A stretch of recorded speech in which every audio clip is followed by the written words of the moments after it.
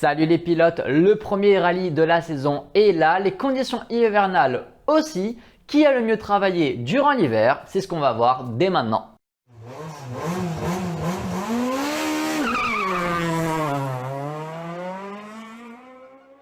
On continue avec les WRC2 en premier et jeudi, c'est les débuts officiels de la Lancia Y.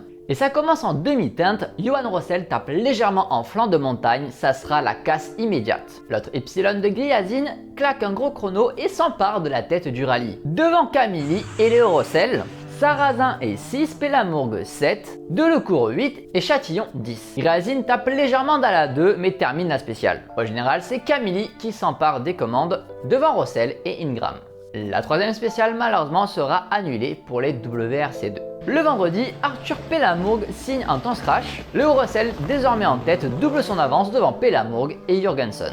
Troisième, Gryazin en embuscade sera dribblé par Camilli qui s'empare de la seconde place. La bataille est féroce en WRC2, Gryazin et Camilli n'arrêtent pas de s'échanger la seconde place à chaque spéciale. Tandis que Pelamourgue est juste un petit peu plus loin dans le classement. Désormais 6ème, dépassé par Pablo Sarrazin. Et à la fin d'une grosse journée et un temps canon devant des WRC, Léo Rossel conclut la journée en tête avec près de 40 secondes d'avance. Samedi, dès la première spéciale, Gryazin réduit l'écart à 15 secondes. Tandis que Johan Rossel, reparti en Super Rally, signe le temps scratch. Rossel reste en tête d'après pas second devant Camilli. Pelamourgue passe 4ème et Gryazin malheureusement sort de la route. Sarrazin qui réalisait un très beau rallye qui était 6ème va freiner légèrement tard et tomber d'un pont.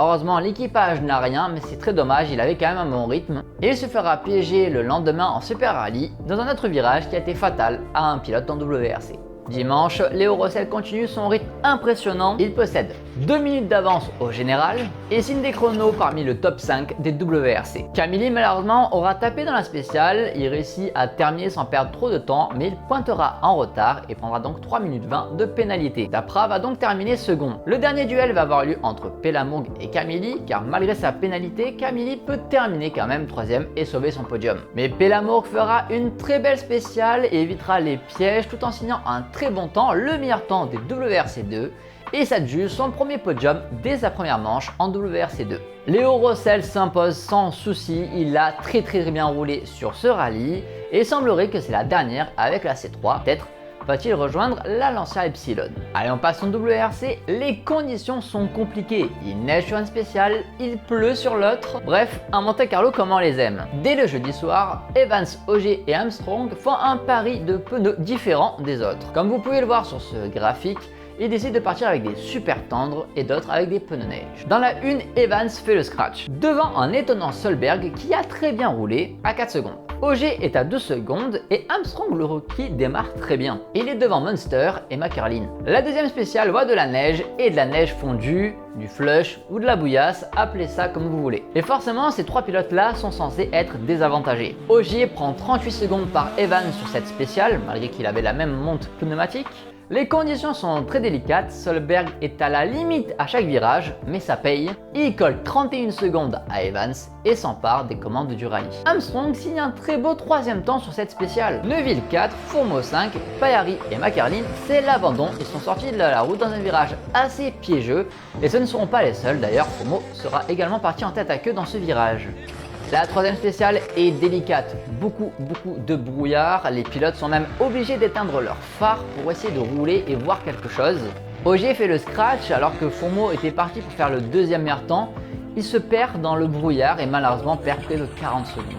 Au général, Solberg a 44 secondes d'avance sur Evans, 1 minute sur Ogier, puis suit Neuville, Armstrong, Fourmeau. Vendredi, Solberg continue son impressionnant rythme de la veille et colle 20 secondes à Neuville, 26 à Evans, 32 à Ogier. Pour Armstrong, il continue à bien rouler pour le moment et le rookie impressionne. Solberg, Katsuta et Munster subissent une crevaison. Solberg limite la casse en ne perdant que 27 secondes. Katsuta, lui, ne perd aucune position mais se retrouve désormais à 1 minute de la 6ème place de Armstrong. Solberg se rattrape dès la spéciale suivante et remet l'écart au-delà de la minute. Katsuta subit une nouvelle crevaison et les écarts sont assez gros sur cette spéciale. Mais le classement reste figé avant la boucle de l'après-midi. Solberg enchaîne devant Evans et Ogier.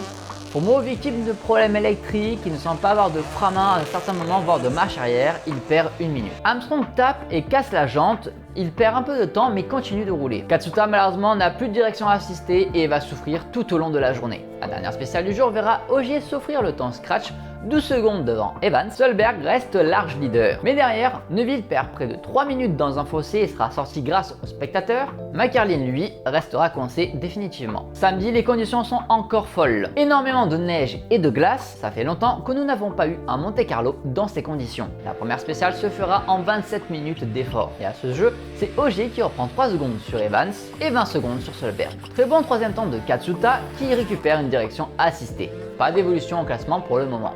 Les écarts sont assez énormes.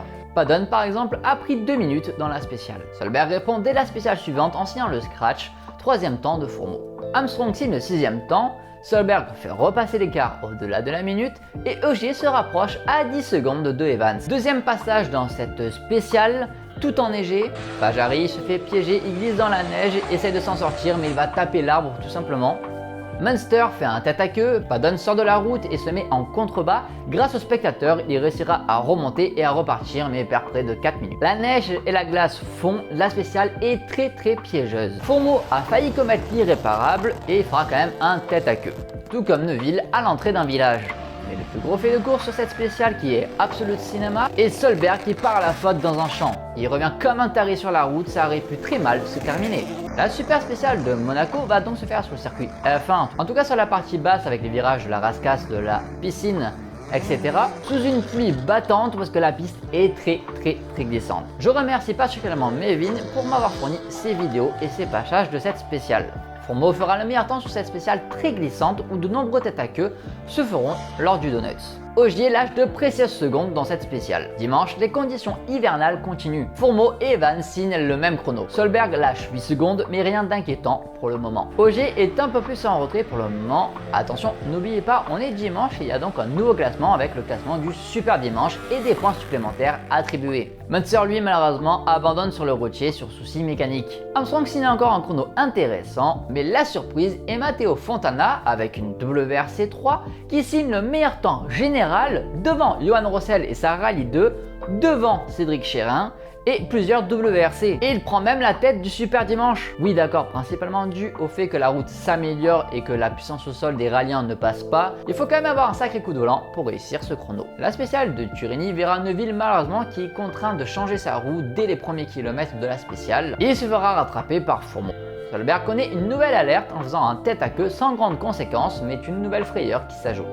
La spéciale suivante verra la sortie de McCarlin à cause de la neige fondue. Dans le même virage, Katsuta se fera une frayeur. Lui tapera seulement la barrière et réussira un gros travers sans perdre la voiture. Armstrong abandonne sur sortie de route, malheureusement lui qui réalise quand même un très bon rallye pour un rookie débutant avec la Puma et surtout sur un Monte-Carlo. Solberg tape un rail et a très chaud. Et évidemment dans le Turini il va mettre un stress intense à son père champion du monde et à sa mère Pernia Solberg qui était là en famille pour le soutenir. Mais tout se passera bien pour lui. Solberg et son copilote Elliott Emonson remportent ce premier Monte-Carlo de la saison et le premier Monte-Carlo de sa carrière. Toute la famille Solberg est émue. Pour l'instant, c'est un 100% de victoire en Rallye 1 pour Solberg. Evans termine deuxième, non sans s'être battu. Troisième, Ogier était légèrement en retrait, il n'a pas souhaité attaquer le tout pour le tout. Quatrième, Fourmeau termine le meilleur Hyundai, il aurait pu terminer plus haut sans des soucis mécaniques et des erreurs. Cinquième, Neuville s'en sort très bien, il aurait pu rester coincé, mais grâce aux fans, il s'en sort.